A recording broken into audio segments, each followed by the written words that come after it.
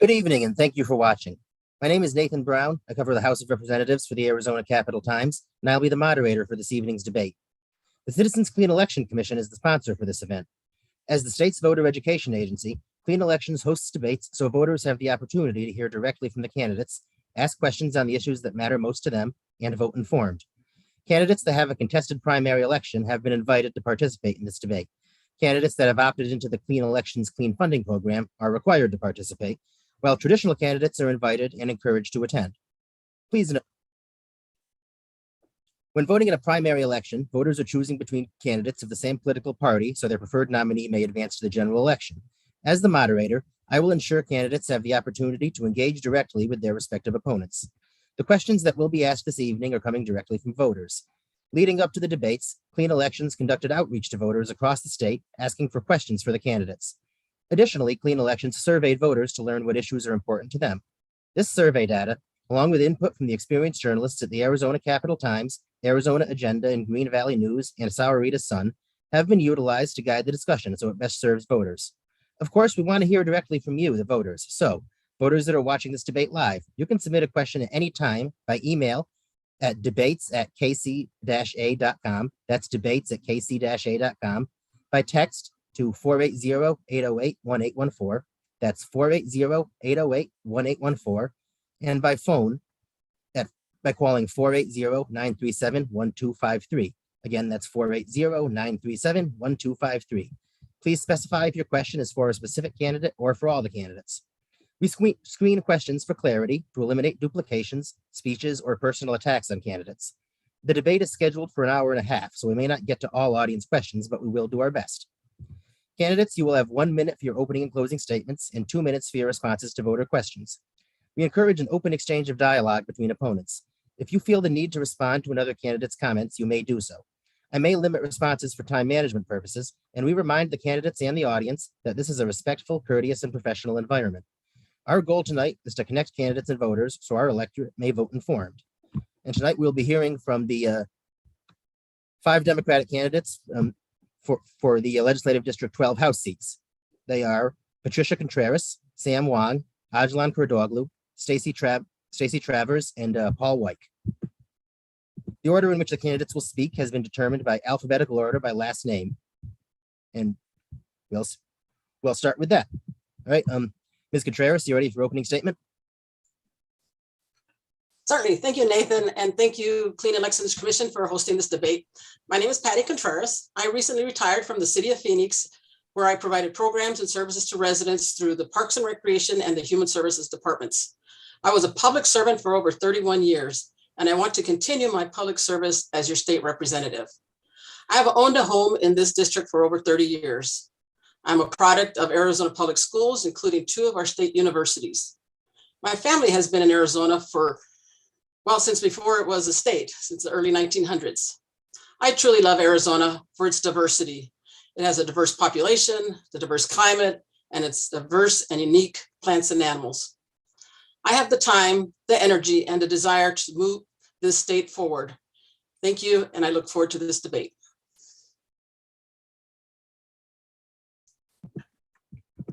All right, Mr. Wong, you're next.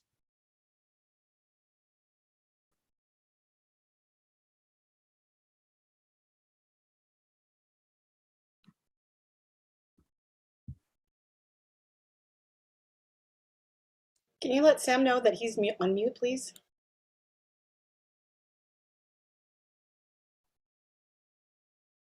Hello, I apologize. Okay, my name is Sam Huang. In 1993, I came to the United States to pursue graduate study in education as part of the plan to become Taiwan's Minister of Education one day. But many stories occurred during the time. I earned a PhD, become United States citizen, raised two sons, helped my wife succeed in her career. I work in school, cultural garden, and recently served as a council member in the city of Chandler. So my passion in education remains. For this campaign, I'm running for state representative. One day I will run for superintendent. but now I'm running for state representative. And we know our society right now is very, very divided. And I don't like that. I believe both parties have something good, but right now, I think the other party has been going to a very, very wrong direction, especially 60% of them still support Donald Trump. And I feel very bad about that.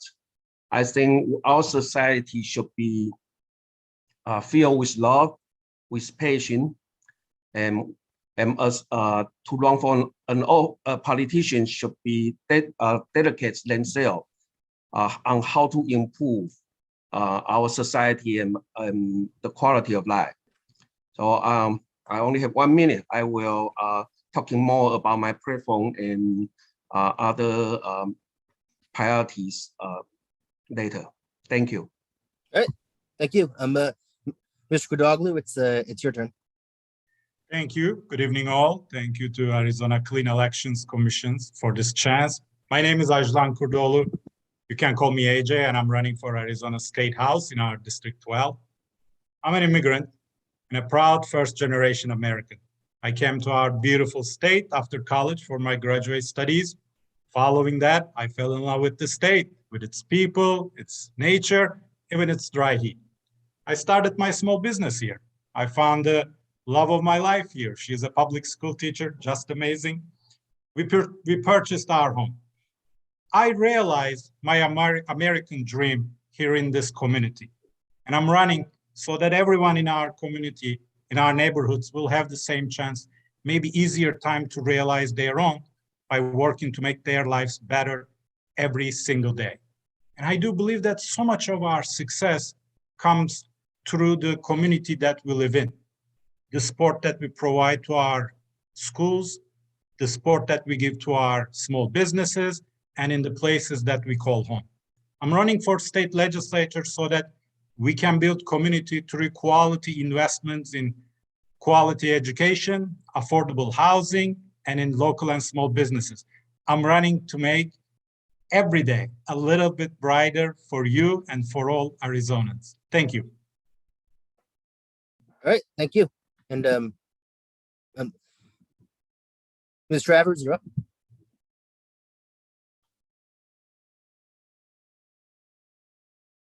You're still muted. See, I'm still muted too. Freedom, duty, honor, integrity.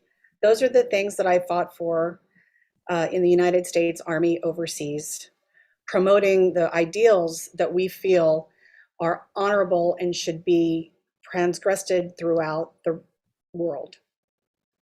As a geologist, I studied the history of the earth and the climate at the laboratory of tree ring at the University of Arizona. And I never thought that I would ever have to worry about what our climate was going to be like and what our water resources were going to be like.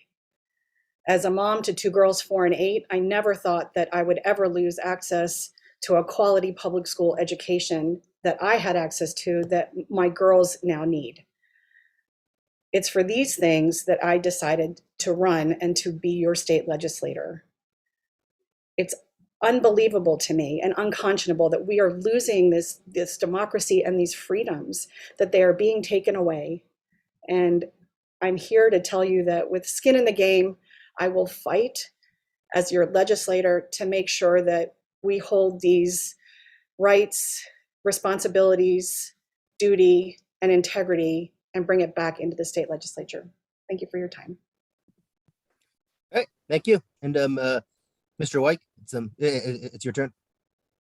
Thank you very much, Nate.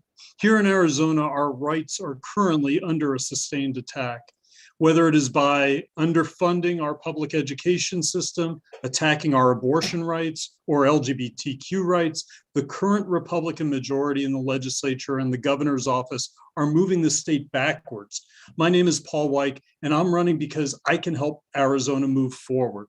As an election law attorney and journalist who has lived and been active in this district for 30 plus years, I have the experience and the skill set to hit the ground running.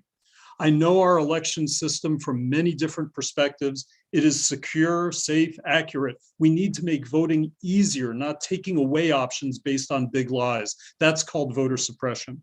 I will continue to fight for abortion rights, no matter what the US Supreme Court decides next month on the Mississippi case and on the Arizona case. And I will continue to fight to properly fund our public education system and support our teachers and staff.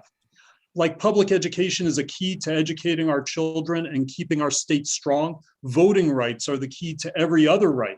When they are under attack, when our democracy is under attack, every other right is in danger too. So I look forward to talking more tonight about how we safeguard these rights. Thank you. All right, thank you. All right, and we're getting a few questions submitted already. I think we're going to start with an issue that's on a lot of people's minds right now. Housing affordability. Chandler just passed Scottsdale as the most expensive city in the state to rent a 2-bedroom apartment. How will you address skyrocketing rental and home prices as a legislator? And we'll go in alphabetical order again. So, Ms. Contreras, you want to start?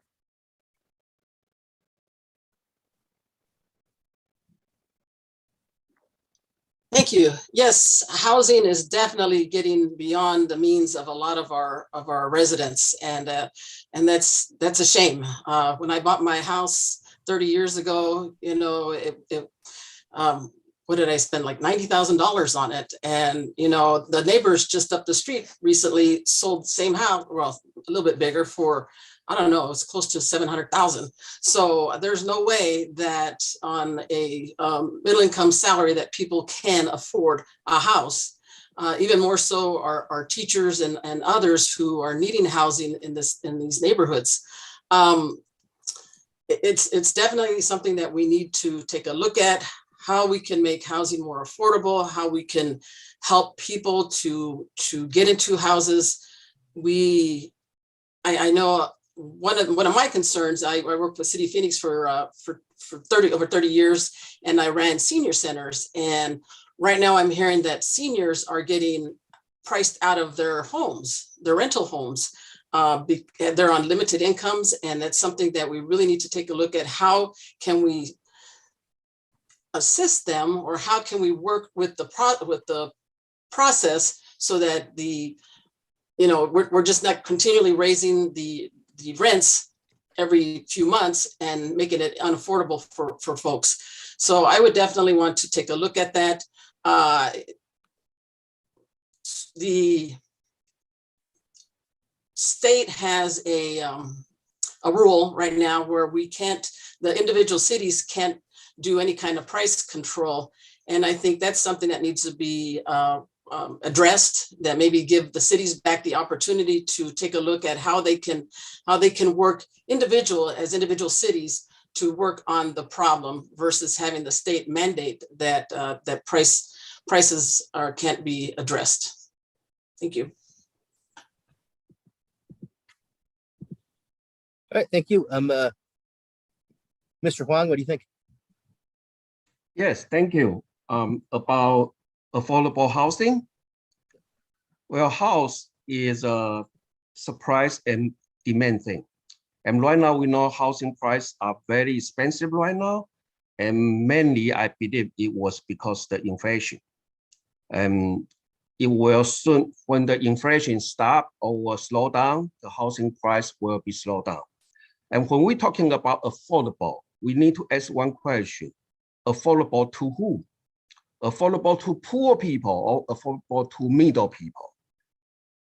So if you are talking about affordable to poor people, I will tell you it will never be affordable. So, but affordable to middle people, that's the first step we should pursue. And then when we understand what would be the average income for the middle class, then we can start to check what is our housing price. So if our housing price is unaffordable to middle class, then we will need to see why it is so expensive. And again, there's a few ways to do it. When you raise the interest rate, housing price will go down immediately. You can ask any economic. That's the rules. But are we going to do that? And how much interest rate are we going to raise? Because every time you raise an interest or lower down an interest, something else are going to happen. So this is a very, very complicated issue. This is not about, hey, we use government's money to subsidize, or we try to manipulate the market. But my solution would be, number one, we need to create more economic opportunities. We need to equip people with living skill to make a living. And also we need to check about the supply and demand. So when we have when we are overpopulated, housing price will have to go up. And of course, there's other way to do something. You can do some kind of rent control, but anything radical will cause bad results. I would like to do it in a more gentle way. And yeah, so basically that's what I have been thinking about. Thank you. Okay, thank you. Mr. Kudalu, you're up. Thank you, Nathan. I'm glad that you asked that question, because when I'm at the doors, housing, how expensive and affordable it is, it's on my neighbor's mind. Sky-high prices of the homes, rents, it's preventing young people to start their own lives. It is preventing families to adjust their lifestyles. And also it traps limited fixed income retirees on their places. And worst case scenario, it prices them out. Like the other day, I had a talk with a young teacher from Kyrene School District living in Chandler, looking for their third roommate so that they can make ends meet on their small 3-bedroom home with $2,000 rent. Or another young lady that I talked to in her parents' home who is trying to start her own life, but she can't because with the job that she has, paying $1,600 to a 1-bedroom apartment is unaffordable. It's just too much. As a legislator, I will work with city, county, and federal officials to find short and long-term solutions to this issue. In short term, we can start fast-track affordable housing projects. We can also, since city people are the closest to the action, we can remove the preemption laws so that they can use innovative, creative solutions to this issue. And also, on the long run, we have to increase the supply of affordable housing in every price level. Thank you. All right, thank you. Ms. Travers? Yeah, just to kind of jump on what AJ was saying, he's right. And Patty mentioned it initially.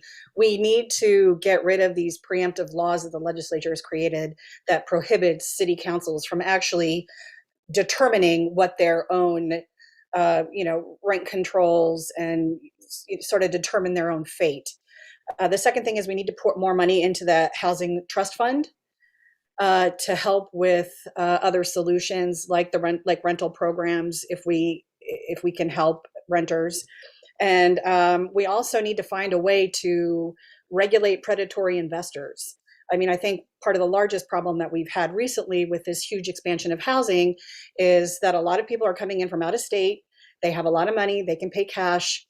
Corporations are buying up these properties and they're the ones that are jacking up the price. And so we need to find a way to allow growth in Phoenix and in Arizona without necessarily, sort of corporate greed and, this predatory investing that's really hurting the members of the community.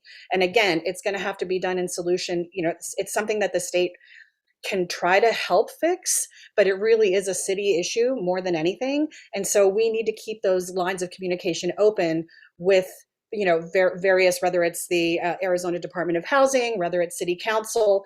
We need to keep talking to each other so that we can find a solution for this that can afford everybody a little peace of mind. All right, thank you. And Mr. White, you're up. Yes, thanks, Nate. And part of the fun of going last on a question like this is I get to say, yes, what all of them said, a little bit of what everybody said. Preemption Well, I was going to change is, the order after this one. So well, okay, I know. We'll keep it moving. Preemption is obviously an issue that we're not going to be just talking about tonight on affordable housing. We're going to be talking about it on many issues because the state legislature, the current state legislative majority, has decided that what the precepts of the party, the principles of the party used to be about government closest to the people, doesn't apply to them, and they have preempted Tempe and other cities on many different things. In my law practice, I've dealt with some of the unintended consequences of the way the legislature preempts the cities in these matters. And housing is certainly one of them. It's not something that the legislature can do. The bill that was considered this year about how quote unquote affordable housing that went up in flames, that was really overriding everything that cities are all about, zoning even. The legislature thinks sometimes that they know best on all these things. But yes, we need to be able, Tempe and Chandler and Phoenix as well, need to be able to make their own solutions and craft their own solutions on housing, on rent, rising rents, et cetera. I would also say that the out-of-state investors, the corporate investors, like Stacy was saying, that is an issue. I wouldn't necessarily call them predatory. It's a matter of capital in a lot of these cases where they are able to bring in a lot of capital and buy up a lot of these homes for cash and pricing people out of the market. That's not necessarily predatory in the sense that they've got evil intent. They're just they are trying to make money, and they see a way of making money, and we've made it easy for them to do that. And there are certainly some solutions that we should look at that would address that. And I've been walking our district for 30 years. I've been walking the district, but these past 6 months as a candidate, I've been talking to a lot of people. Just talked to somebody last night in Tempe that was also taking in a roommate, like AJ said. And it is something that we really need to work on. And it's not just about young people, although that is certainly key, the dream of owning your own home. It's an equity issue as well, because the home ownership has been the way that people have been able to amass wealth. And that goes generationally as well. And the people that haven't been able to acquire home ownership, and the people that aren't able to right now, they're not able to acquire that wealth and help get and break the generational cycle of poverty. So it's something that we need to look at from that angle as well. And there's a lot that we can do as legislators, as working with Tempe and Chandler and Phoenix, and I look forward to doing that. Hey, Nathan. yes. I would like to sort of push back a little on predatory. Yeah, sure. Go ahead. And I take you to your point, Paul. If I were somebody from California who had sold my house for $1 million and then come over here and paid cash another $1 million for a house, that's one thing. But if I'm a huge corporation and I'm buying a lot of properties and then selling them at an elevated market rate, which is what my purchases have created, then I do think that's predatory. I mean, if you have somebody who lends you money at an interest rate of 380%, one could argue that guy's just trying to make some money. He's got money and he's lending it, and that's what he's charging. Or you could say, you know what, he's affecting really vulnerable people, and so he's a predatory lender. And so I use predatory specifically to make a distinction between, people who are moving here who wanted to buy cheaper properties and are taking advantage of having those capitals and those resources, as you stated, and differentiating them from, huge conglomerates and corporations that are more than creating the situation that we're in. That was we do. No, fair enough. We do have statutes and rules in place to prevent predatory lending. And that's been a long running battle at the legislature as well.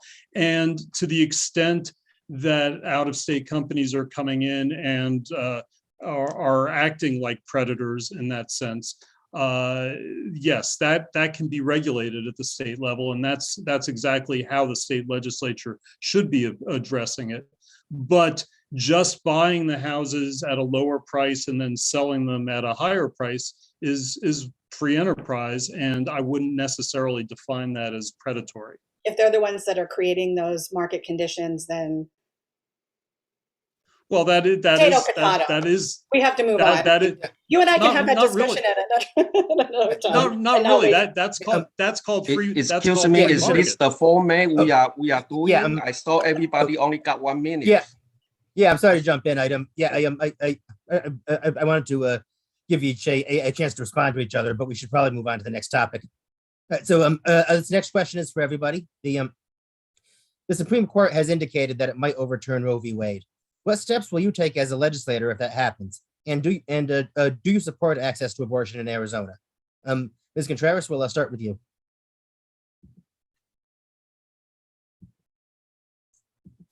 Oh, okay. I thought you were going to rotate who started first, but that's fine. So I just saw something recently where they're trying to get a citizen initiative out. So I will definitely be in favor of that and helping to get signatures out, because abortion care is a human right. We can't have the government telling women how to manage their bodies.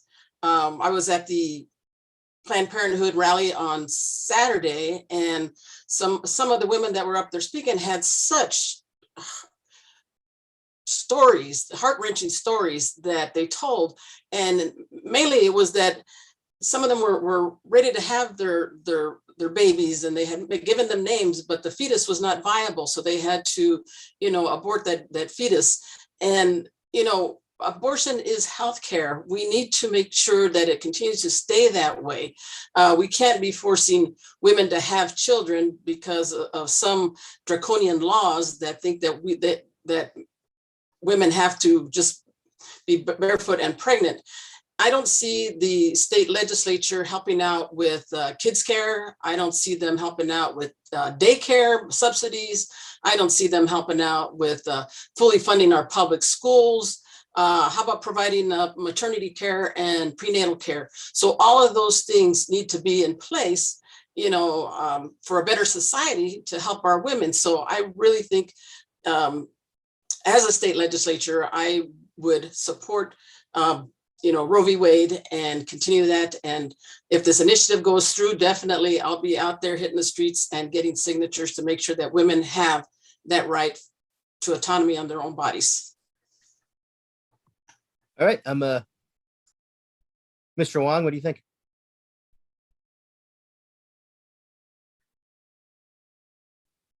Sorry, this is a Democrat debate, and we all know Democrats' standpoint, that is we support abortion rights, but there's a different level of supporting.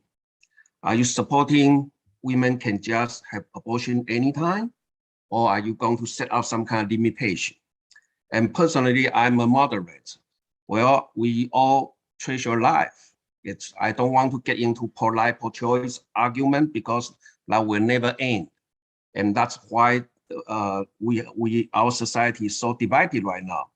I would say if a woman got raped, if the kids have a defect, if under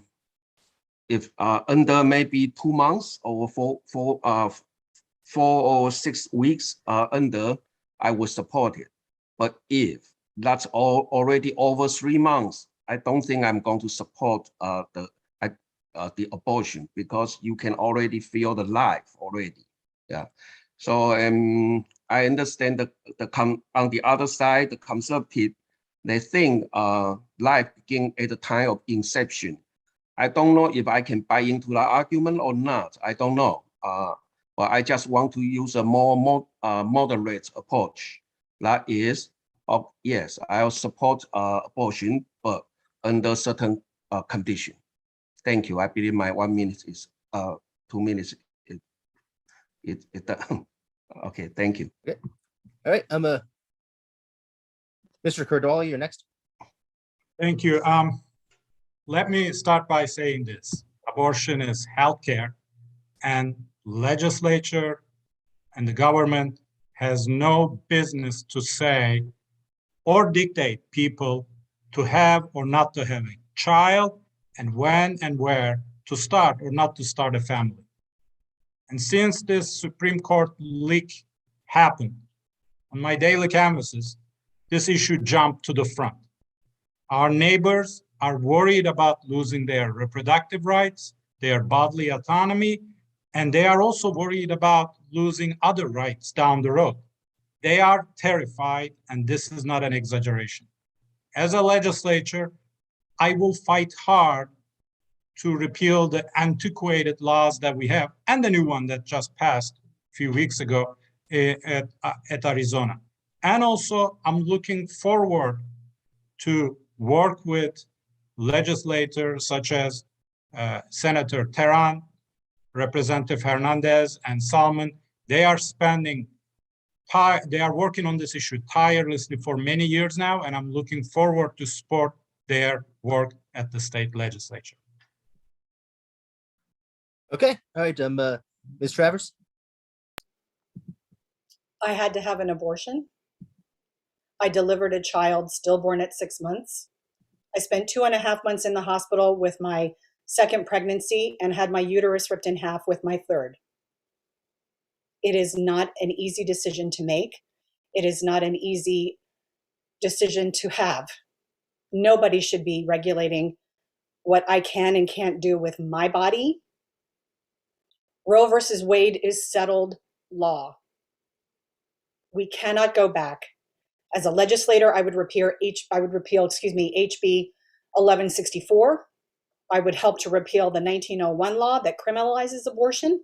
And I would work hard to recreate something at the state level like HB 3755, which is the Women's Health Care Protection Act, so that we can make sure that we can codify this right in our state. Because again, it is a woman's choice whether she will terminate a pregnancy, whether she will continue. It is not easy at the best of times. It is not easy at the worst of times. So that is where I stand on it. That's the one thing with 2 girls, 4 and 8, we cannot go backwards. I cannot have my grandmother having more rights than my 4 and an 8-year-old in the 21st century. There are some things that I will work with anybody to bring Arizona forward, but this is one of those things that is a red line in the sand. Okay, all right, and thank you. And Mr. White. Well said, Stacy, and thank you for sharing that story. I have been outraged by the efforts to take our country back to a time of forced birth and to a time of or a time of unsafe abortions. Abortion is healthcare. Yes, all of us here, almost all of us here, will repeat that over and over again, plain and simple. And abortions will continue in this state no matter what happens with the Supreme Court's decision on both the Mississippi case and the Arizona case that is also sitting at the US Supreme Court. And we need to fight to codify Roe v. Wade. And the initiative that Patty referenced, I already called to get copies of the petition, to fight for copies of the petition, to get them signed.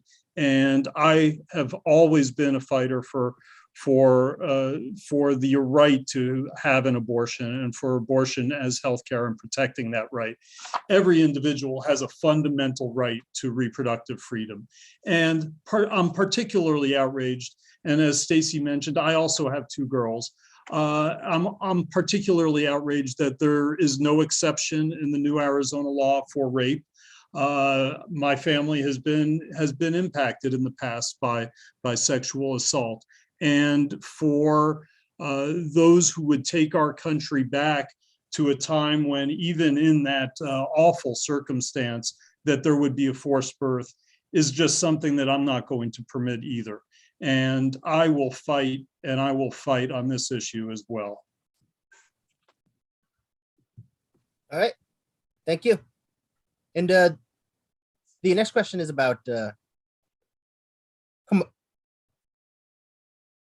homelessness. The number of unsheltered people has increased by 34% in Phoenix in the last 2 years. Phoenix has become home of one of the largest homeless encampments in the country. How will you address this issue? And we'll go in reverse alphabetical order for this one. So, Mr. White, you start us off. Thank you, Nate.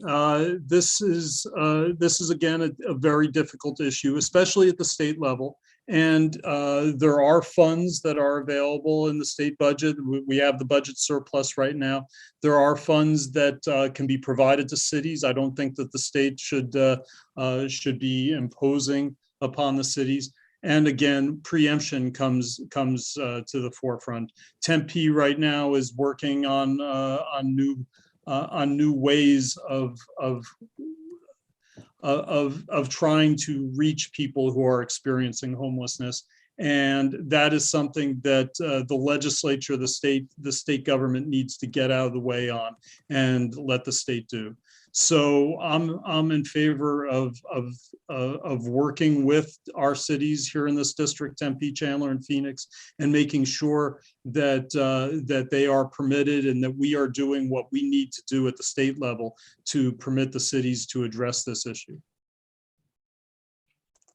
All right, and Ms. Travers? So I worked for many years as a veterans advocate fighting VA corruption and fraud at the West LA VA for homeless and disabled veterans. And this is an issue that's sort of very close to my heart.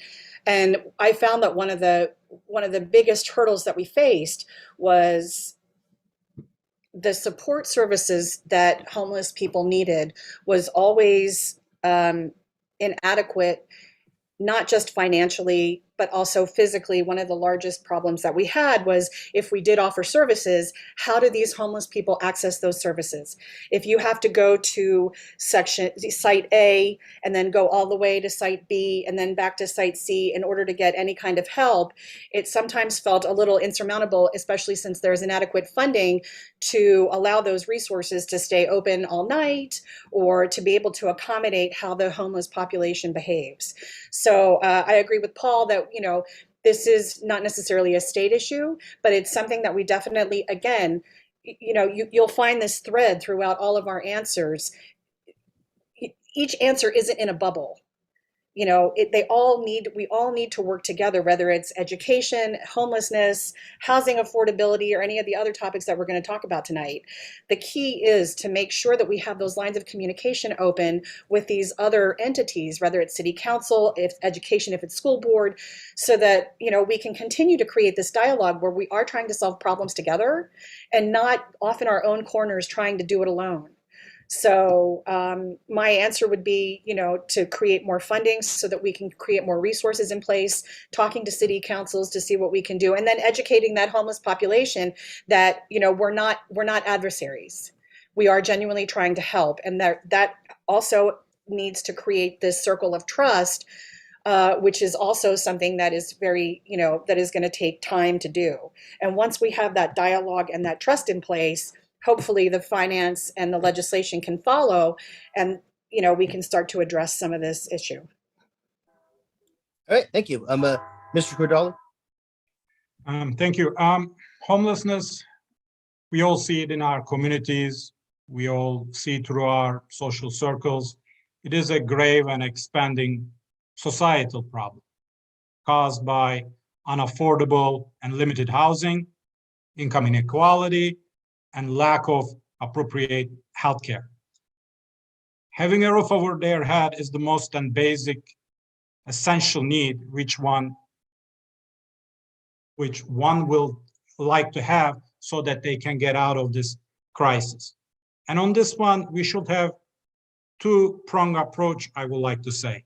In short term, we have to support every single social community programs, innovative ones, such as creating vouchers for hotel staying, micro housings, increasing and creating low barrier shelters are very important. And also on the long run, we have to create new programs or invest more into them for people to have a job training so they can move on with their life. Healthcare is very important. At the same way, we have to create adequate funding for that. And also what's important, it's an issue that covers everything: healthcare, food scarcity, and affordable housing. We have to approach this on the long-term way. But one thing that I want to end with, let's remove and move beyond the stigma attached to the homelessness. This is a societal problem more so than the personal one. Thank you. Nathan, can I jump in just very quickly with, a very good point that you made, AJ, about healthcare. The one thing that none of us have addressed so far, I'm sure Patty probably will when it's her turn, is, a lot of these people have mental health issues. And so, when you talk about when you talk about vouchers, are we sending these people off to the outskirts of town in these motels where they have no access to any kind of mental health or any of these support services?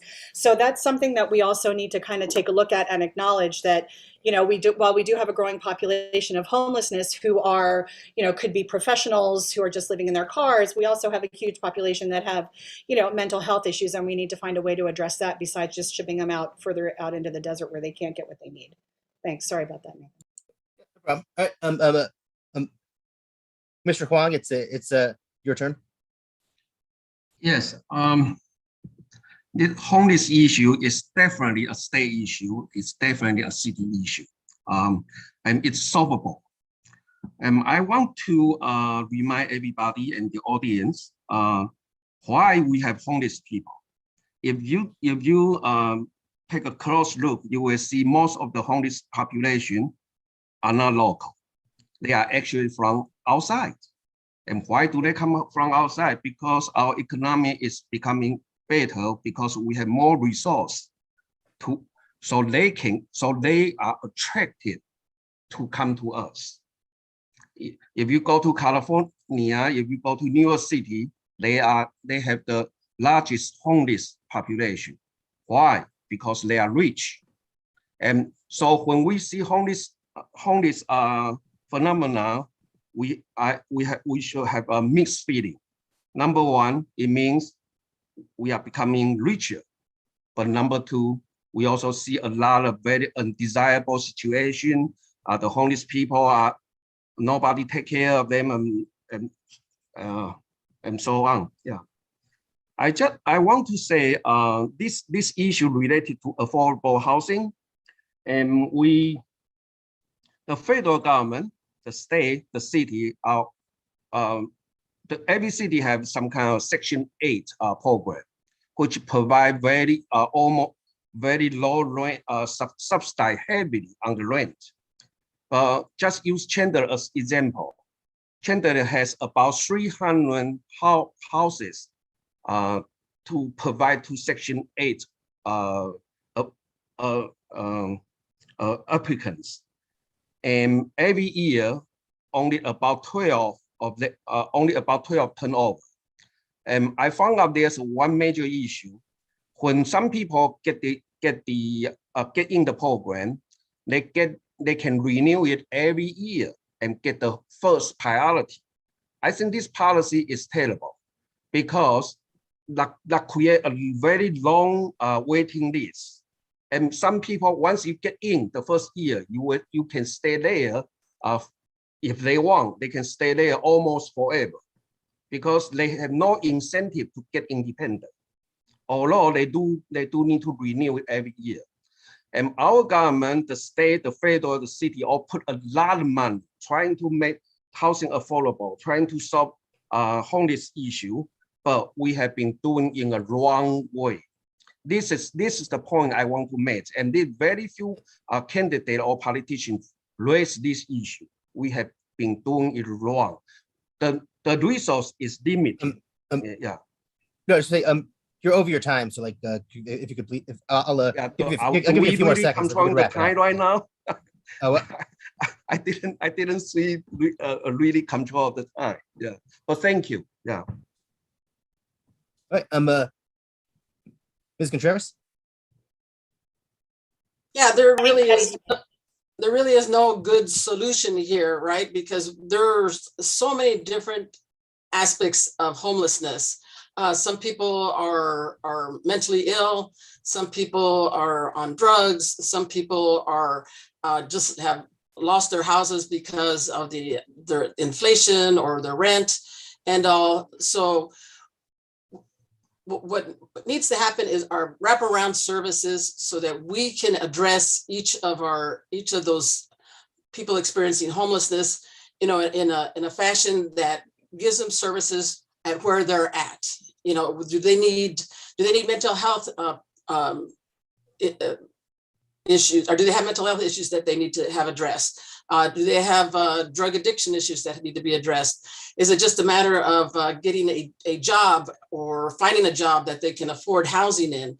I know the city of Phoenix tried putting in some low-income housing for people who are experiencing homelessness, but we run into the NIMBY, the not in my backyard, and that's very unfortunate because there's places where people need to live, like Stacy said, so that they can have services available to them, so that they can have that mental health care, so they can have that medical care, so they can get food.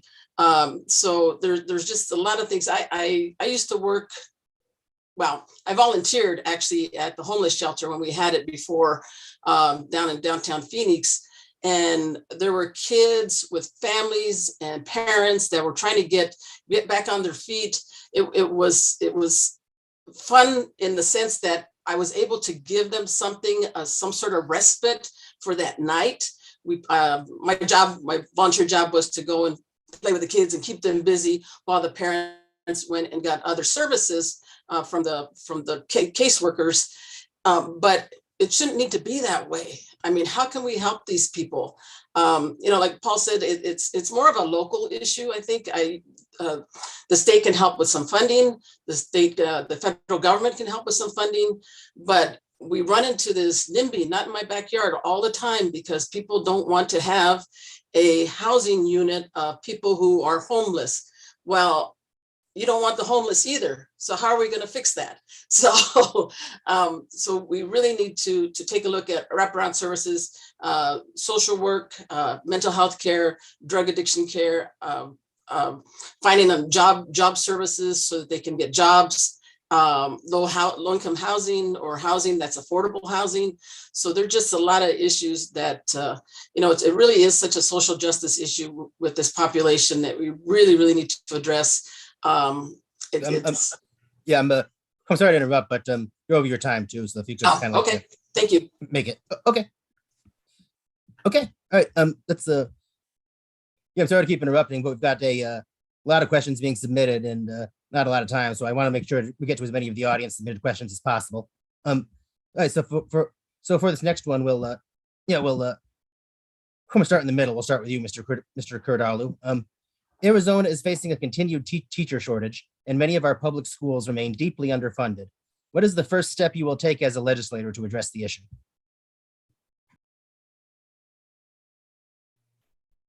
Thank you. Education is the reason that I'm here. Education is the reason that I'm in this state, and is the reason that I'm running for this office. I'm a public school product. The love of my life, she is a public school teacher, and I do know how much our teachers are putting into their work, their time and energy, and also how passionately they are working and advocating for our kids. When I'm at the doors, our neighbors, they are telling me that education is their number one priority, and they are tired of this teacher shortage that we have in our state. They are tired of being at the bottom of the barrel on every measurable metrics. Why we are at the number 47, the way we invest in our kids. Why we are number 48 with the classroom sizes, and why we are number 49 with the counselor-student ratio. As a legislator, I will work hard to increase our investment in our public schools and in our students and in our teachers, so we can hire and retain great quality teachers, and then we can have great schools with all the tools necessary for our kids to be successful, so they can be prepared for a brighter future, because our state's future depends on. All right, thank you. And Ms. Travers, what would you do? All right, I got 1 minute, right? 2 I'm the minutes. only one that's got school-age kids. So let's start at the beginning. Arizona, we need to increase pure pupil funding, as AJ said, at least the national average. And we also need to recognize that areas of concentrated poverty need funding at least 3 times the funding of a regular school in order to achieve the same outcome goals. We must lower class sizes. We must adjust funding to nationally offset inflation. We need to get rid of the aggregate expenditure limit. We need to create teacher retention initiatives that we're losing due to pay and job expectations. We need to encourage their professional development, which they can't do because of time constraints. And we need to worry about social emotional support. This last year of COVID has really had an effect on kids, whether you think it has or not. And it's also had an effect on teachers. And I'm talking about more than just programs that teach character traits. We also need adequate funding for students with special instructional needs. I've got a kid who's got a learning disability. And now with modern, dare I say, medicine, we're learning how to recognize and diagnose learning disabilities more. So it's not just a kid who's high strung or who's really high energetic. They actually have central auditory processing disorder or motor skills or dyslexia. So with great power comes great responsibility. So now that we know this, we need to get the support in place that we can help these kids as they're learning. We need to make a commitment to restore state-funded voluntary full-day kindergarten for every Arizona public school student. Curriculum and instructional decisions are best made by educational professionals and not the parent, and should be done at the school or the school district level and shouldn't be mandated by the legislature. Charter schools must demonstrate the same academic and fiscal accountability as other public schools, as outlined by the Arizona State Board of Education and the Uniform System of Financial Records. Yes, I wrote that down in my notes. And public school must not pay for vouchers or empowerment scholarships to attend private or religious schools.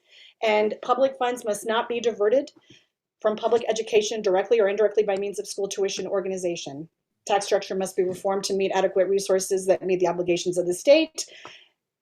We should fully restore funding for K through 12, pre-K public 12, and we also need to work outside of K through 12. So we need to expand our CTEDs, our EVITs, create a new narrative, create apprenticeship programs. We need to, is my time up? My time's got to be up. We need to align results-based funding to standardized test scores. This is the one hot button issue. Don't mess with my kids. Thank you. All right, thank you. Mr. White, you're up. Okay, and yes, we all had, I mean, this is such a key issue, and there's so many facets to it. Obviously, teachers need to be recruited. We need to be able to recruit good teachers. We need to be able to train them. We need to be able to retain them. And it's not just a teacher shortage that is existing because we don't have the training or this and that. It's a funding issue. Our state is not funding education properly, and we need to be funding Arizona. Money doesn't solve all problems, but money is important to solving this problem. And our public education system is something that is important, not just for our kids and our grandkids or my family. One of my daughters is teaching at the Kyrene schools, and my wife taught at Corona del Sol for many years as well. And it's something that affects our kids, our grandkids, but it also affects our state economy. So it's important for that issue as well. And, you know, the Arizona Supreme Court and the legislature have been fighting the citizens of Arizona on this issue, and it's inexplicable why they're fighting it like they are.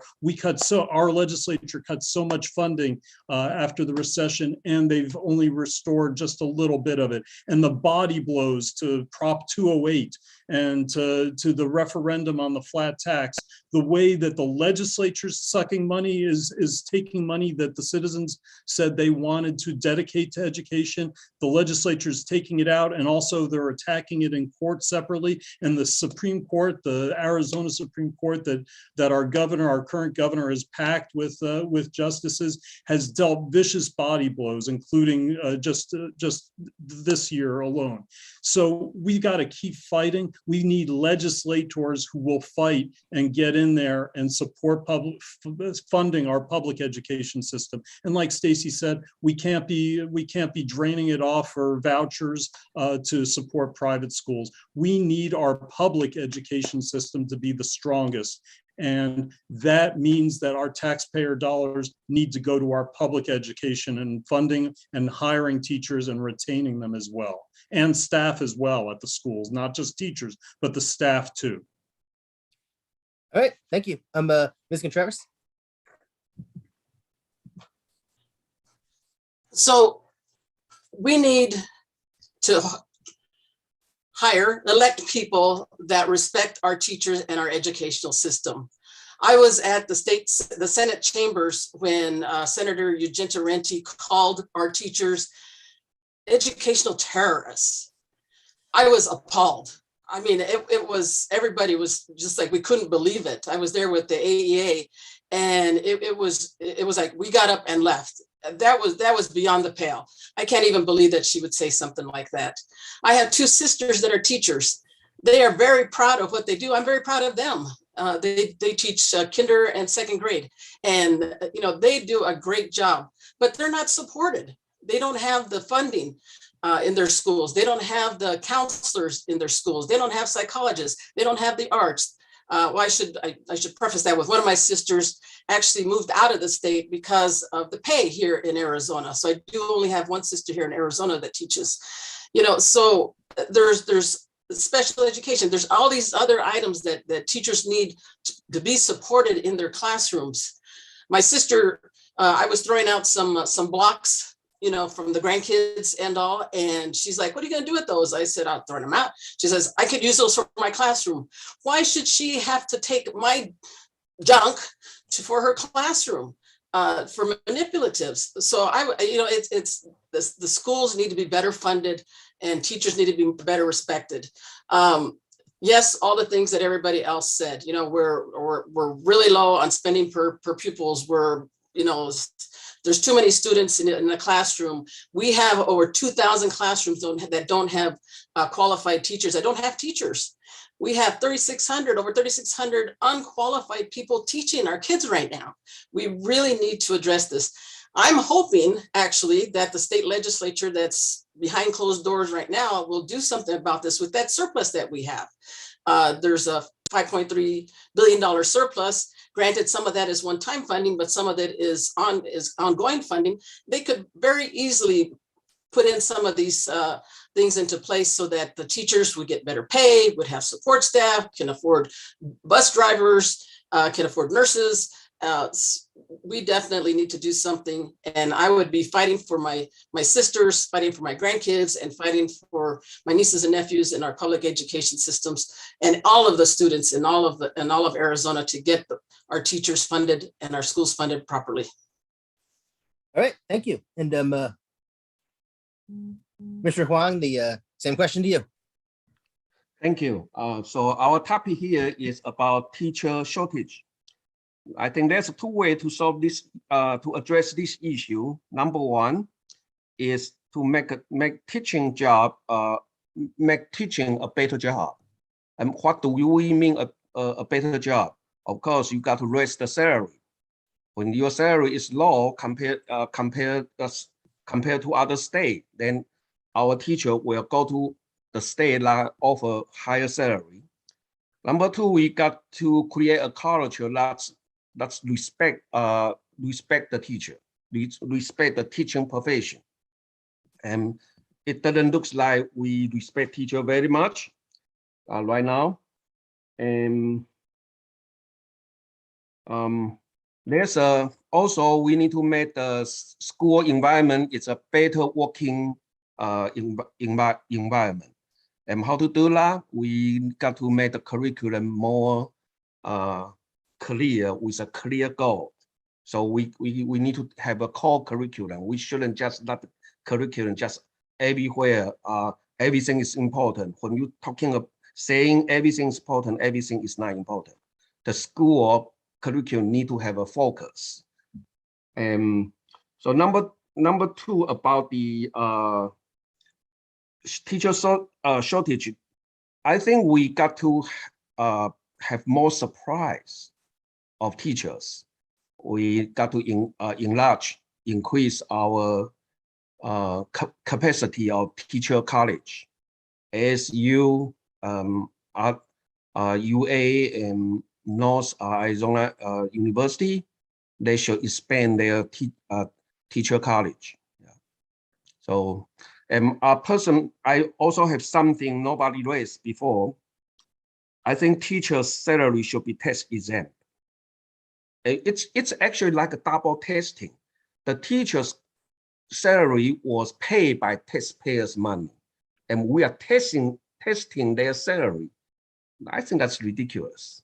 I understand a government employee, military staff, soldiers, they all got the money from the tax money, from taxpayers' money, and we are testing them.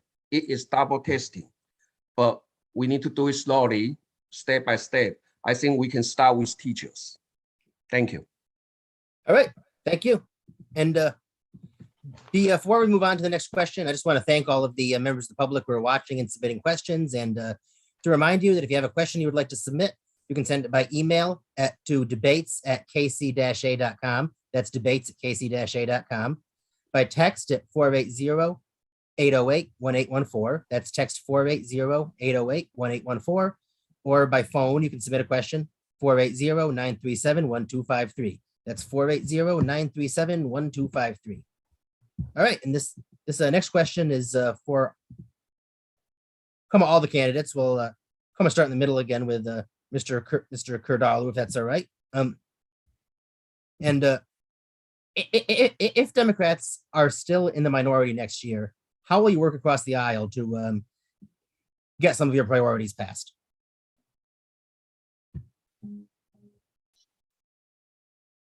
Thank you, Nathan.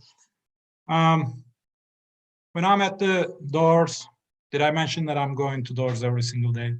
My neighbors usually share with me how tired they are with constant bickering, fighting, posturing that's going on at the state legislature, instead of seeing their elected officials, seeing them solving the problems of their daily lives. And I share that frustration.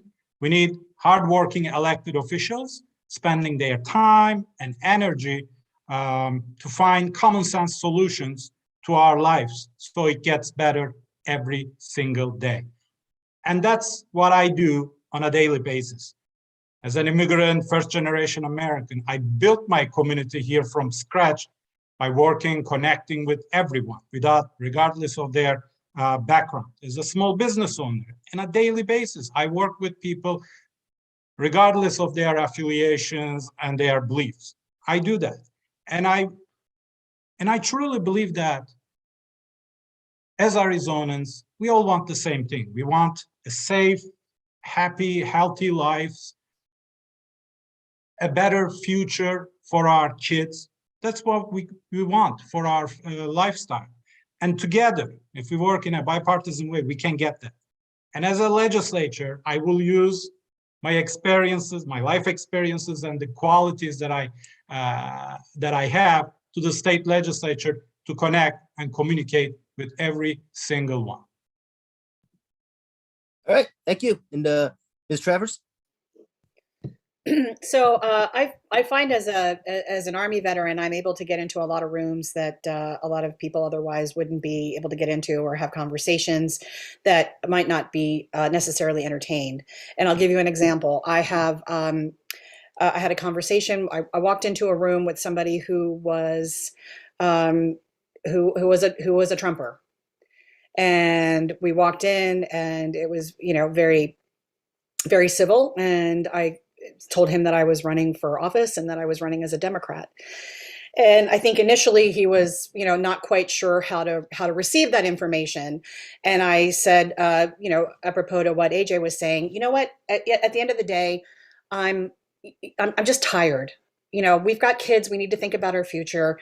If we're all in our separate corners, we're not moving Arizona forward at all. So there are certain things, as I said before, that are red lines in the sand for me, and then other things I feel that we can compromise on. And so I said, let me give you an example. Let's take the Second Amendment. I said, do you have weapons? Do you have guns? He said, yes, I do. I said, you know what? I was an expert marksman. And if it had been open to me as a woman, I probably would have been a sniper in the military and not a Russian language, Russian intelligence, electronic warfare voice interceptor. And I respect that Second Amendment right for you to own a gun. But as somebody who has that experience around a weapon, we understand that it's very dangerous. And I'm sure that when you allow your children to use a firearm, that there is a certain amount of education that you expect from them to know how to handle a weapon, to understand that it is a weapon, that it can cause deadly harm. So you teach them how to do that, right? And he said, yeah, I do. And I said, well, look, as a legislator, I'm not trying to take away your Second Amendment right to own a weapon or a gun, but would you be willing to start somewhere like 40 hours mandatory training prior to the purchase of a firearm? And he thought for a minute, and he said, I don't see anything wrong with that. I teach my kids how to respect firearms and how to be around a weapon. So yeah, I that's something I could get on board with. And I said, there you go. I walked into this room and you thought that I was going to try to take away your Second Amendment rights. But after a 20-minute dialogue of understanding and mutual, should it be respect that of owning of what it entails to own a firearm, you've agreed to that. So why can't we do that for the whole state? If one person can have a conversation, why can't we all do that? And he sat and thought for a minute. He said, yeah, I get that. And I said, at the end of the day, regardless of any experience that I have, I'm a community member and I'm a mom. And we're just tired of it. And I think a lot of people are tired of it. And we just want to get things done. Like AJ says, that's what people at the doors that I knock on, whether it's a Democrat or an independent or even some Republican doors, we're all just kind of tired of it. And that's how we can move along, is listening to it, making sure that we're listened to and feel listened to, and are having these conversations where there is movement that we can go forward on. We do, while respecting the differences that we have. All right, Mr. White. Thank you. Yes, when I've been talking to people bring it up all the time. Why the heck would you want to be in the legislature? It is such a broken institution right now. I talk to, that's Democrats, Independents, Republicans, you name it. And when people bring it up, I point to my literature that I'm handing them. And I point out that I'm not running despite the current crazy partisan political climate, but I'm running because of it. I think that my experiences, first as a journalist, second as an attorney, I have always striven to listen to all perspectives and to communicate with people, no matter what they believe in and what their opinions are, and to try to come to some agreement in my law practice as well. And and the legislature is just like that. I believe that my experiences, my skill sets will allow me to communicate not demonize anybody on the opposite side, but anybody who is willing, anybody on the Republican side of the aisle who is willing to listen and to try to work together.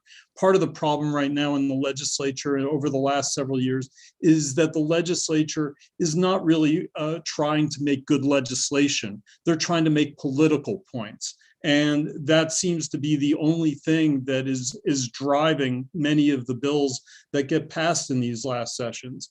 And that's one of the reasons I'm running, because as an attorney, I know how to analyze bills. I know how to analyze laws. I know how to try and write constitutional bills and try and pass bills that are good legislation, not just hyper-partisan political talking points. And that's what I will work to bring to the legislature and into the relationships. Our Senator Sean Bowie, who's retiring, has done a good job of this. He has established relationships. Our senator at the U.S. Senate level, Kirsten Sinema, has established those bipartisan relationships, but she hasn't really brought them to fruition. She hasn't used those bipartisan relationships to influence important legislation. And that's one of the things that I will work on doing. If it's not possible, I will always stand up for democratic values, my democratic values, and I will work on that.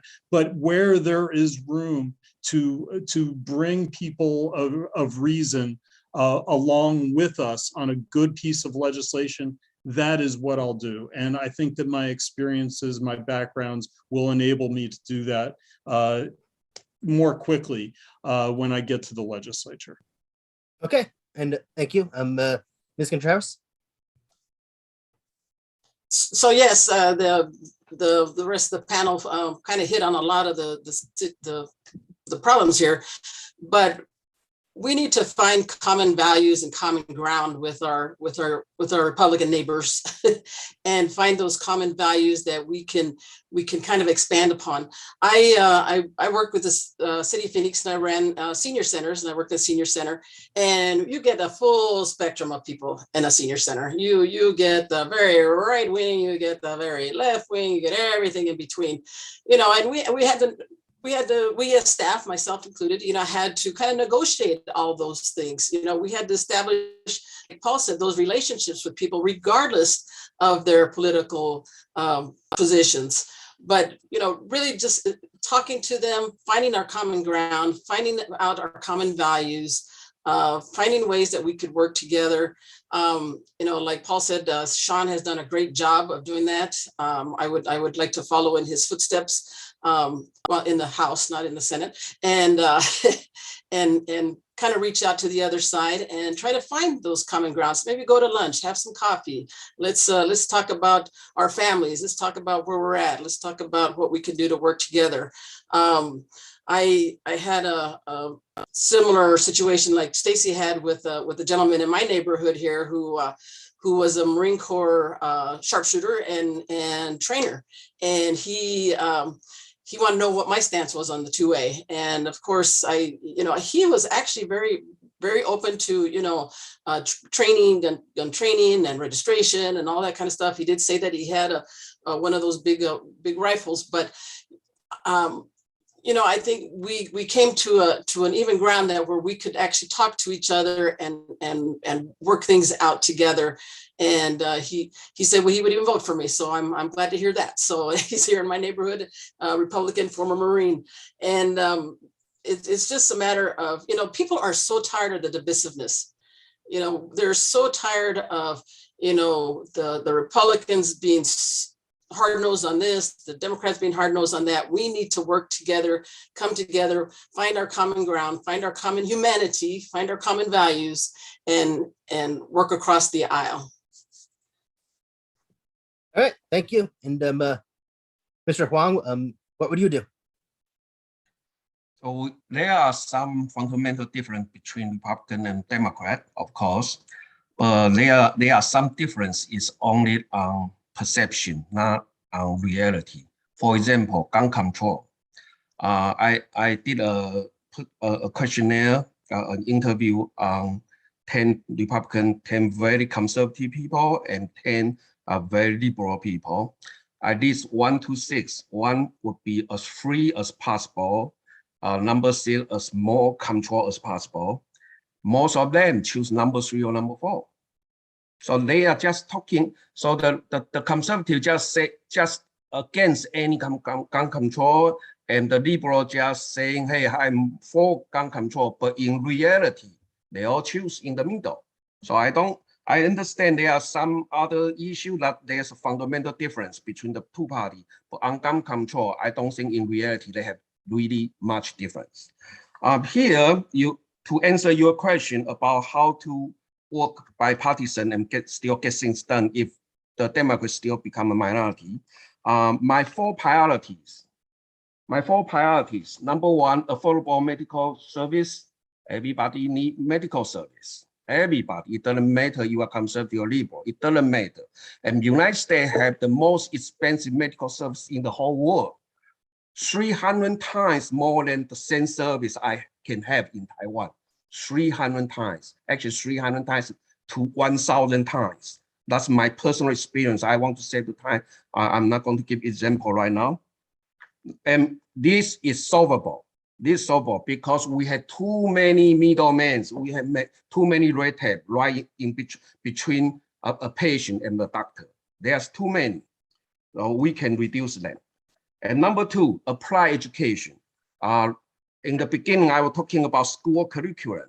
Our school need to have a focus, and I would like to promote vocational education. After 12 years of full-time study, if any kids still don't have one skill to make a living, your education sucks. Think about that. Yes, school can do a lot of things, but this is the most fundamental, and this is achievable, and it doesn't require a lot of money. It needs money, but it doesn't require a lot of money to achieve this goal. Number 3, high-speed railroad. I believe it's cleaner, it's safer, it's faster, it's mass transportation, and it can create millions of jobs and lead to long-lasting prosperities. Number 3, finally, number 4, welfare effectiveness. We keep talking about funding, more resource. Actually, the burden, the financial burden of our federal and state are actually very, very heavy. That's why we keep need to require more tests. But we think about how to use our current resources and make a better use and to help more people effectively. Right? I just mentioned about Section 8. The way we let the same people stay there year after year, even generations. That's totally wrong. With so many people who need to be helped, and we are just leave them alone, and we just let a few people occupy the resource, and we are making them dependent on the system. That's totally not right. I want to end my presentation with one very cliche is we need to teach people how to fish instead of just give people fish. Of course, sometimes we do need to give them fish because they are in urgently need. We do need to, but we need to have both. We need to get a balanced approach. Thank you. And Okay. these are, I don't think the conservative or the Republican are going to against this idea. They won't. Thank you. All right. Thank you. And the next question is for all of you. I think we'll start with Ms. Contreras on this one. What has your involvement been in the? No, I'm sorry. It's how long have you lived in this district, and what have you done to help elect Democrats in the past?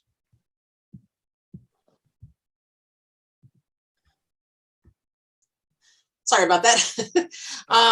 So No problem. I've lived in the district here over 30 years, and I have been very active with our LD, our legislative district, 18 before and 12 now as a precinct committee person, as a state committeeman. I've knocked on doors. I've for all sorts of candidates. I have suffered through the heat and I think one summer I knocked on over 500 doors to get our candidates elected.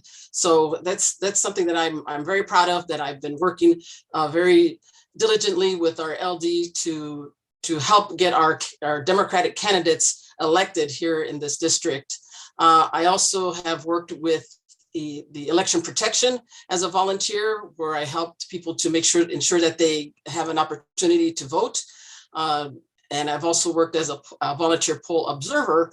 The difference of those two is the one is inside the polling location, the poll observers inside, and we're making sure that the poll workers are doing their job, and the election protections on the outside. And that's where we're asking the voters if they were able to vote and if they had any issues or concerns. So I have been, like I said, in this district for over 30 years, own a home here. I have my grandchildren go to the Kyrene schools, and one goes to Mountain Point High School. And this is my home. This is where I've always been. Well, not always, but for 30 plus years. And I really look forward to representing the residents of this district. Thank you. All right, thank you.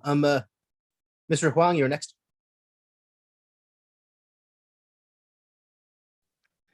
Thank you. I moved to Arizona in 2007 from Chicago. And so it has been 15 years here. And I have been always, I bought my first house here, and I still live in this house right now. So it has been 15 years. And I become a Democrat in January 2021. So I was a Republican, yeah. And once I still very appreciate Donald Trump to get on the stage, because his presence helped me understand the difference between Republican and Democrat. And you can see the anti-vaxxer, Republican, superstitious, a Republican, anti-LGBT, a Republican, racism, a Republican. I'm not saying every Republican are like that. I'm not saying that. I just say, unfortunately, they have significant portion of them. And after I joined Democrat, I found there's fundamental difference in Democrat, in Democratic Party. The Democratic Party is more tolerant to the difference. Generally more respectful, more open-minded, and we also care more about environment. Well, there are many good things to talk about Democrat. So I don't think I'm going to go back to Republican. And did I help any Democrat win the election? Well, I was a Republican, so this is what I did. If I found some Republican who I believe is good, align to my value, I do help them.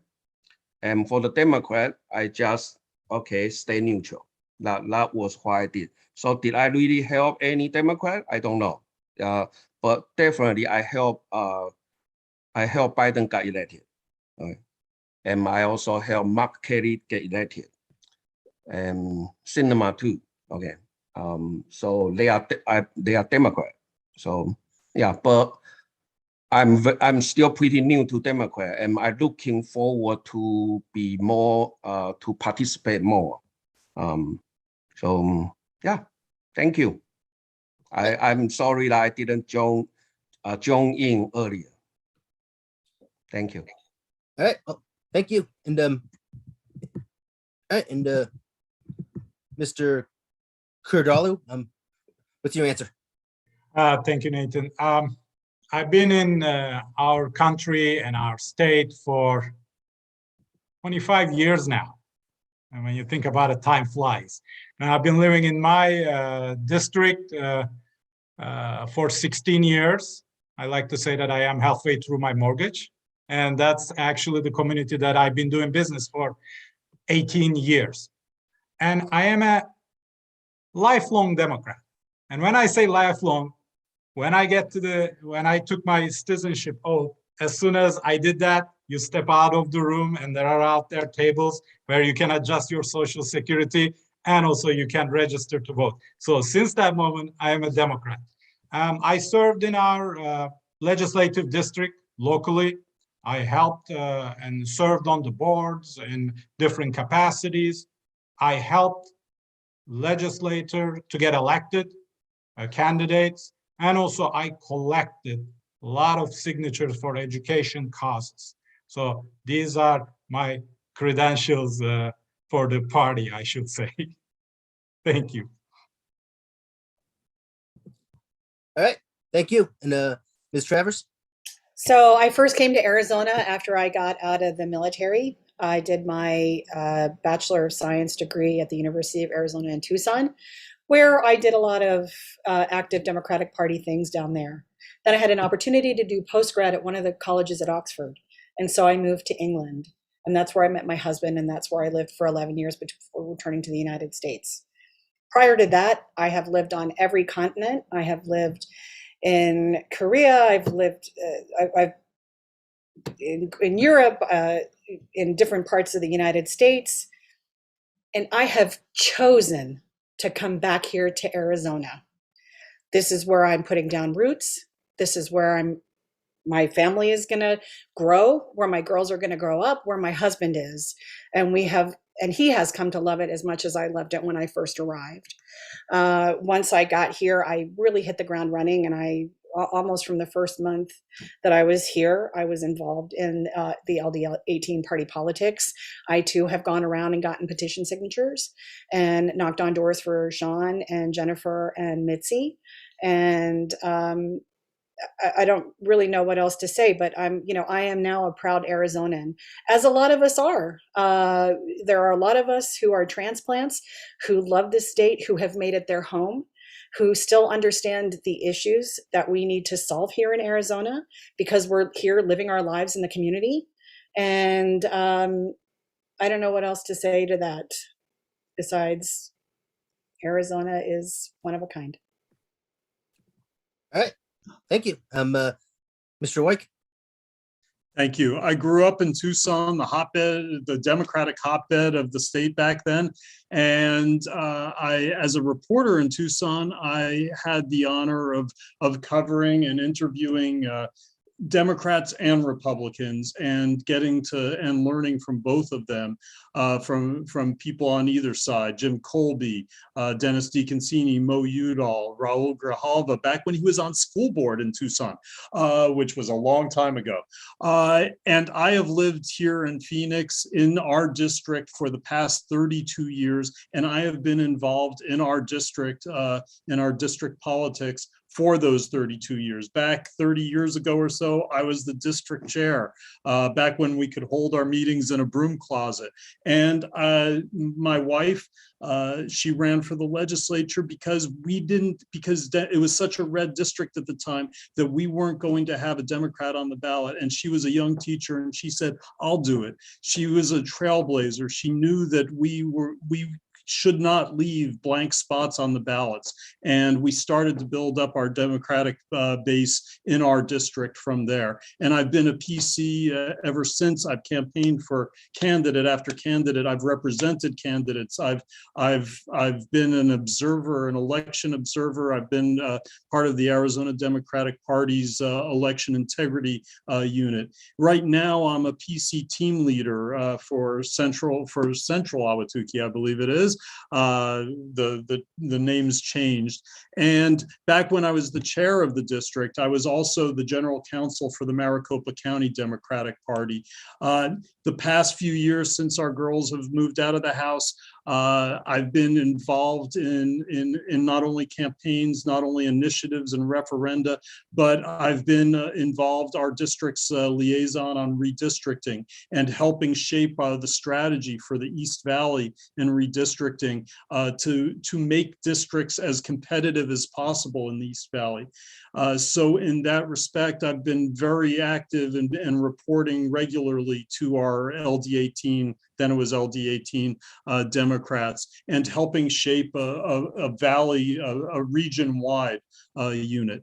So and I spent hours and hours last summer with the referenda and the Stop Dark Money initiatives.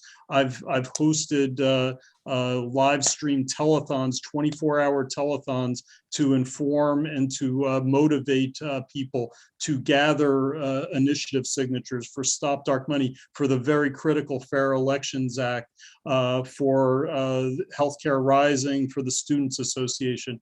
So my passion, my experience, you can tell, runs deep on these issues. And I am looking forward to now taking that to the legislature. All right, thank you. We've got time for one more question. We'll start with Mr. White on this one. How will you address the growing climate crisis and our need for water conservation? The climate crisis and water conservation go hand in hand. I mean, it is critical that our state acts on climate crisis, because the climate crisis is impacting our the drought and our water situation, our dire water situation, which is only getting worse. So we have to take steps to address both parts of that. The climate, our emissions that are contributing to the climate crisis. We have to do what we can as a state and as a state legislature to address emissions and electrifying our transportation system, things like that. We need, as a state legislature, we need to clear the way for the Corporation Commission and not put barriers in front of the Corporation Commission when they are trying to address clean energy, like the current legislature has been trying to do. So we need to do things like that. And as far as water, we need to act proactively. I'm also old enough to remember back the 1980 our Groundwater Management Act in Arizona. That was groundbreaking, and that took people from both parties. That took people from rural and urban to come together and craft something that at that point was far-reaching. Unfortunately, it's not been followed up, and we now see that our rural areas, the groundwater tables are sinking because they're not in active management areas. It wasn't possible to bring them in politically at that point, but we haven't done the hard work necessary to bring all parties to the table and to really address things, and not just for the long term, but for the short term, darn it. So we have the governor. I don't know what's going on with the governor's proposed water authority right now. It's kind of gone underground, kind of groundwater act right now. But we need to make sure that when that does surface again, that all stakeholders are brought to the table on that, are able to participate. It can't just be a business-driven model. We have to make sure that it's going to work for all of us. And of course, conservation is going to be has to be a part. We're going to need to start conserving water in our district and in cities around the state, but also agriculture is going to need to be optimizing their water usage in industry, semiconductors. We need to address this, because if we don't, our economy, our climate is going to get worse, our wildfires are going to get worse, our drought's going to get worse, and our economy is going to get worse. And if that doesn't motivate people on the other side of the aisle, I don't know what will. All right, thank you. Ms. Travers? Thank you for that question.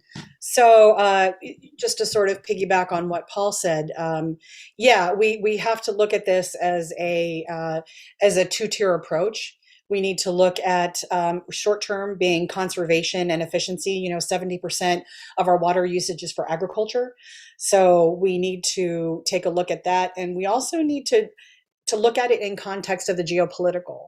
So when we talk about efficiency, do we need to change our crops? Do we need to tell Saudi Arabia that we're not going to give them any more water that they've already used for crops like alfalfa, which require flood irrigation, and go ahead and move it to a different kind of crop that can sustain itself through drip? Do we negotiate with the other states on a treaty and a agreement that's over 100 years old on how we use our water allocations in the states. So those are two of the sort of the short term. I guess it can also be, supplemented through augmentation, but those are just sort of putting a Band-Aid, on an open wound. We also need to look at the long term, and we need to look at investing in a climate and water sort of infrastructure, if you will. So things like, as Paul said, public transportation. Again, as I said earlier, everything kind of works together. So, for example, EVIT right now is expanding their electrical vehicle mechanic department so that we're learning how to work with these newer technologies that allow us to become more, environmentally friendly. We also need to look at public transportation. Something else that I would like to explore is urban agriculture. You get a lot of these inner cities that don't have access to, fresh fruit and vegetables, and it's trying to create a new narrative that doesn't allow it to be just a social movement, but something that actually can help sustain, most of our cities around the state. We also need to invest in technology and innovation. For example, I know that there's a company here in Tempe, for example, that uses solar powered hydro panels that creates potable drinking water from sunlight and air. And these are the kind of things, again, they all go into each other. This is new technology, but as it expands, this solar powered hydro panel is actually right here in our district. So as the technology gets better, as we expand, we are also now creating jobs in the district for this climate infrastructure that we're creating. Fun fact, as you already know, I have a BS in geology. If I get elected into the legislature, I'll be the only scientist that is in the legislature. And the fact that we have water issues and climate issues and natural resources issues, and not one person has any kind of a background in science or is any kind of a ologist, let me say, I find unbelievable, because this is one of the biggest problems that Arizona is facing. So we need to learn how to utilize the resources we have better, and how to allow for the technology and the infrastructure to be created so that we can go ahead and expand and make the maximum of what, of the resources that we have. All right. Thank you. I'm Mr. Kurdoğlu. Thank you.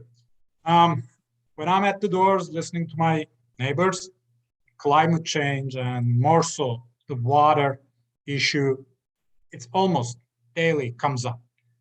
And our neighbors see and feel the effects of climate change and the drought, and they are worried. They are worried about the future. They are worried if their kids will be able to live in Arizona. It's a real concern. As a legislator, I will reach out and work with the expert on this issue to see how we can conserve our water supply on our urban areas, how we can stretch it.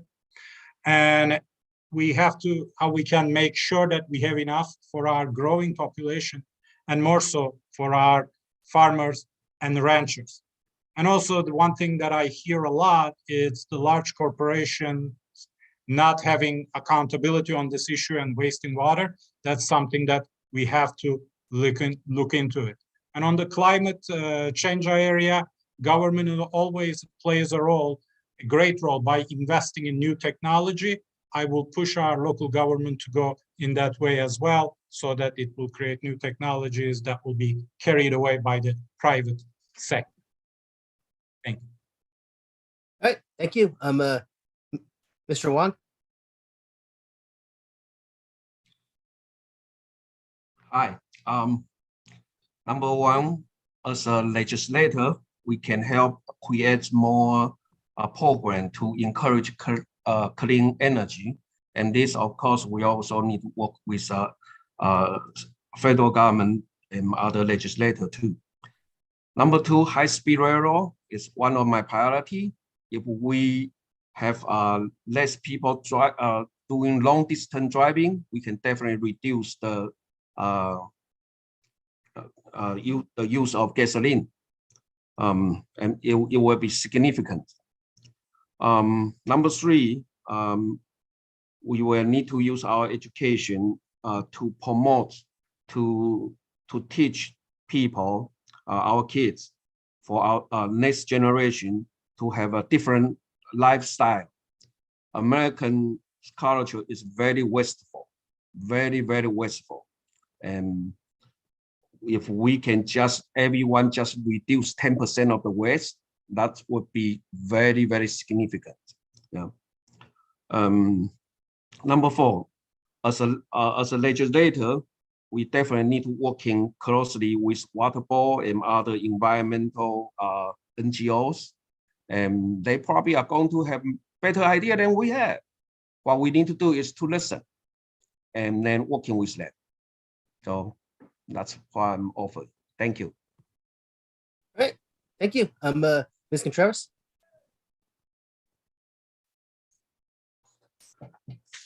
So the climate is definitely a crisis here in the state, in the nation, and throughout the world.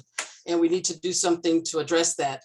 I think the city of Phoenix right now is looking at electrification of our public transit, putting in more places to plug in your electric cars. They're looking at cool streets, additional coverage of our with trees. But we need to remember also that this is a social justice and social equity issue, because we need to put trees in the right places. We need to put our cool streets in the right places. Cool streets, they paint them white, aren't really cool if you're stepping on top of them. They're actually really hot. And the reason for that is that it's reflecting the heat back up into the air, so it's not getting saturated into the ground, which causes that overall heat island effect. I think it's a great idea, but it's not going to work in a place where people walk a lot, where people have to wait for the bus. So we need to take a look at those issues so that we can do those things in a measured fashion in the right places at the right time. Water is definitely an issue. We have some conservation areas, water management areas, in our urban areas. We need to look at water, expanding our water management areas to the whole state.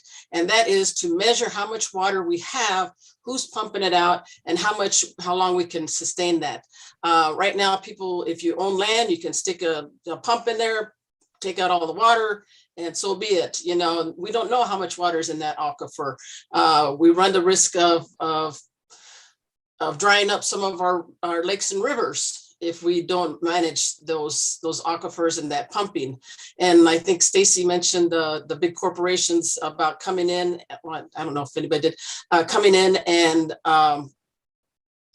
buying up land and pumping water out and not really taking, we have no idea how much water they're pumping out. They're drying up the aquifers, they're drying up the land, and then they take that water and the produce from that water and ship it off to other countries. So we really need to manage that too, figure that out, and how we can, the bottom line is we need to figure out how much water we have, and then how we can get all the stakeholders together so that everyone can use that water to the best extent possible for the longest time possible. And yes, agriculture uses a lot of water.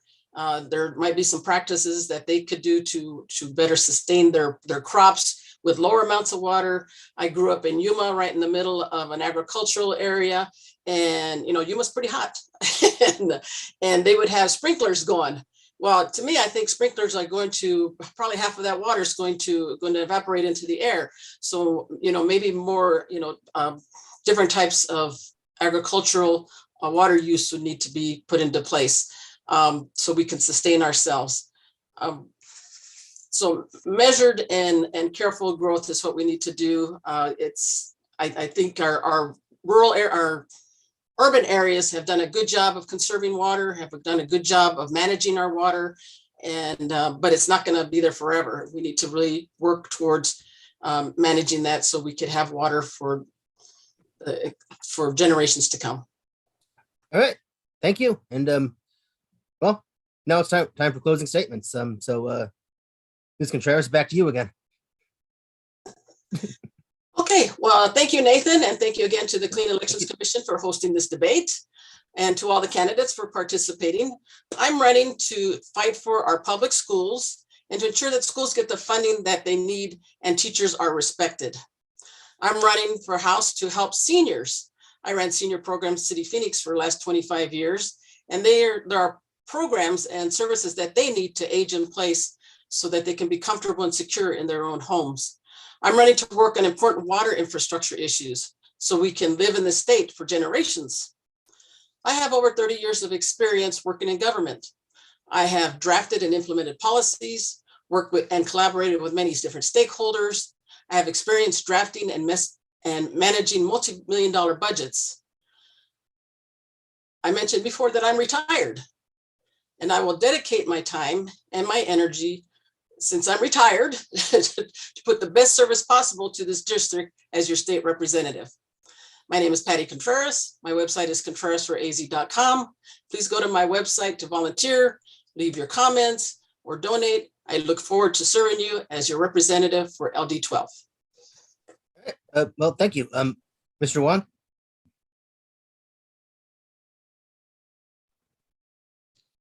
Hello, it's my honor to have this conversation with everybody, and thank you for thanks Nathan for hosting this debate.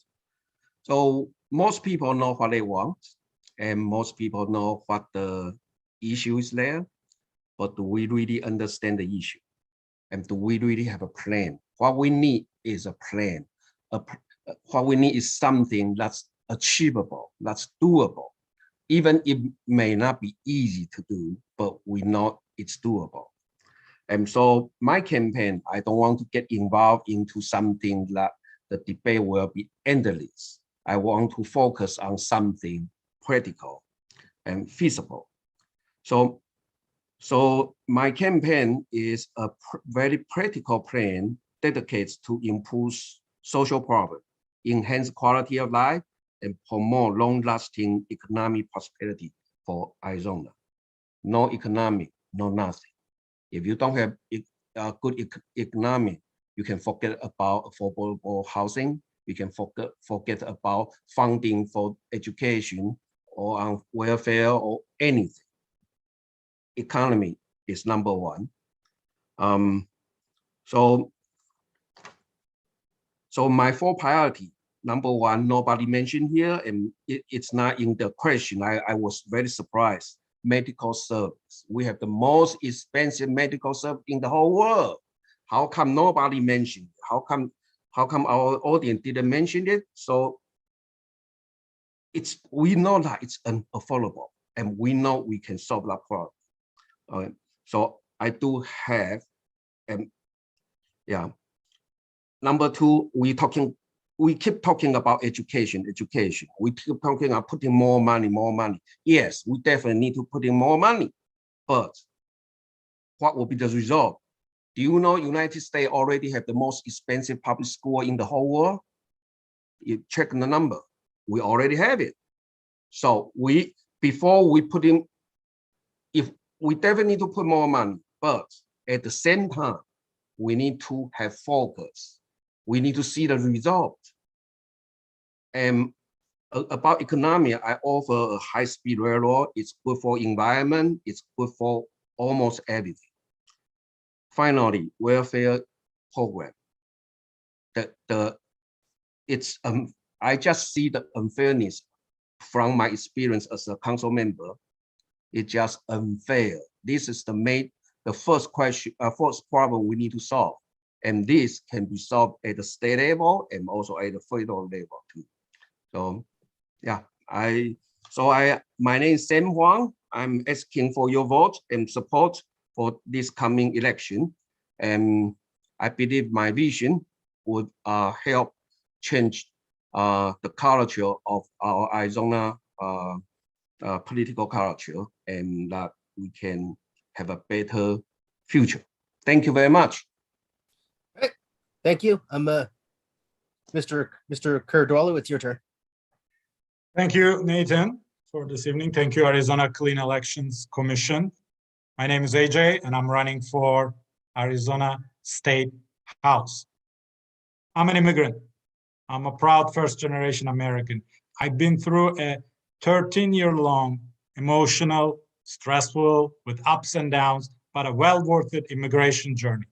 I sacrificed, but with determination, I persevered.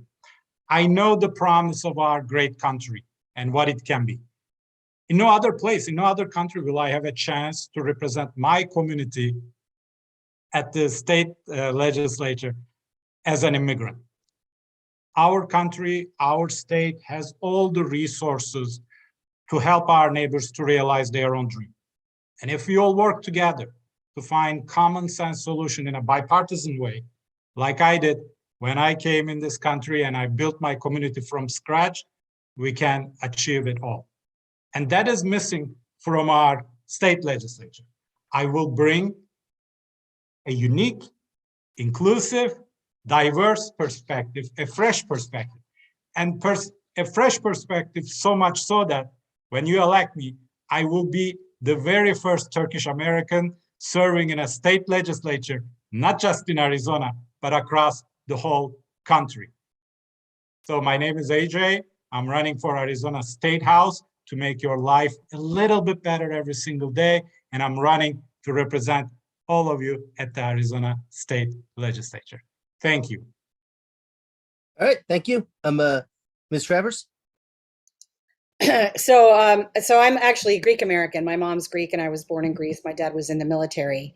And something that Patty said earlier made me think of an ancient Greek proverb, which is society grows great when old men plant trees in whose shade they know they shall never sit.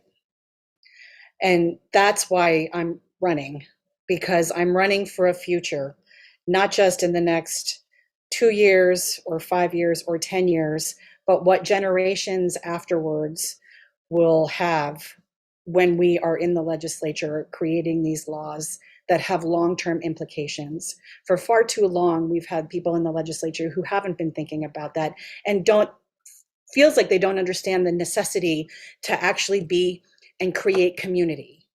And when I say community, I don't just mean LD18, but I mean city council and school board and federal, and how we all need to work together to create these long-term solutions that are going to have quite an impact on not just my kids, but, Patty's grandkids and Paul's girls and whatever, how many the kids they have.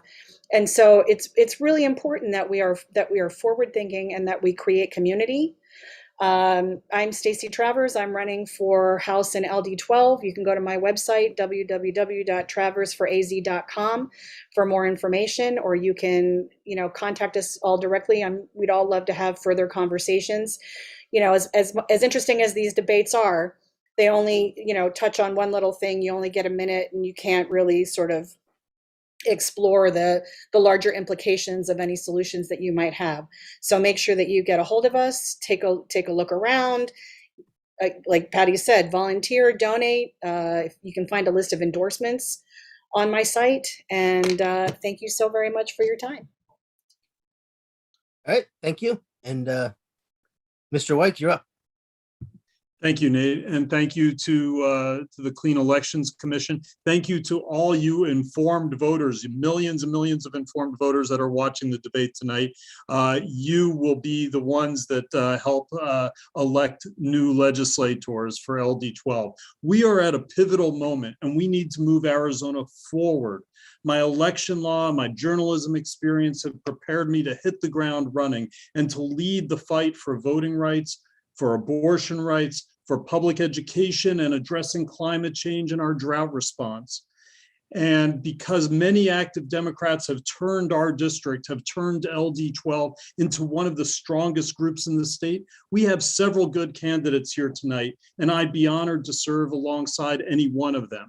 And as for Republicans, I will be able to fight for our democratic values and freedoms without demonizing those who truly wish to work on good legislating rather than just making political statements.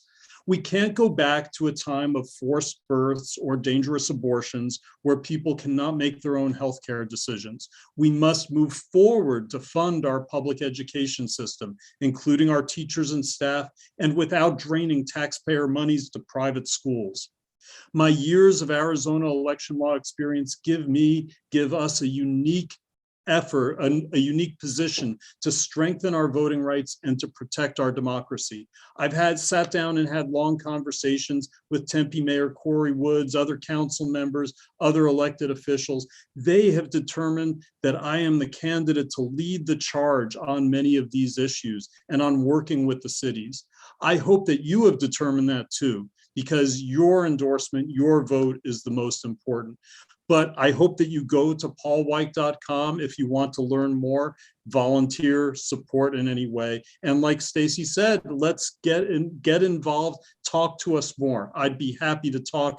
I've talked for 24 hours on live streams before about politics and about initiatives. I'd be happy to do it again with you guys too. So thank you all very much and have a good evening.